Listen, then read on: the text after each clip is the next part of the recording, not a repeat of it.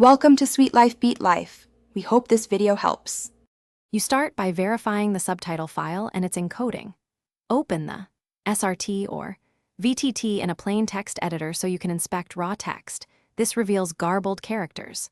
Once you see odd symbols, change the file encoding to UTF-8 first, because UTF-8 solves most mismatches.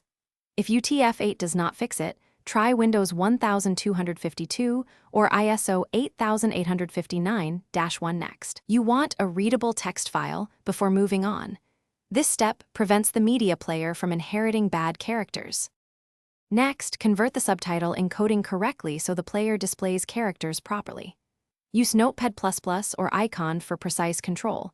Select UTF-8 without BOM when saving, because the BOM can confuse some players.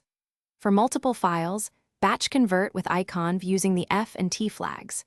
Once conversion is done, load the subtitle into your media player and check punctuation, accents, and non-Latin scripts. If you still see symbols, the source file may be corrupted. Then try re-downloading or obtaining a fresh. Finally, adjust the media player and system settings to align with the corrected file.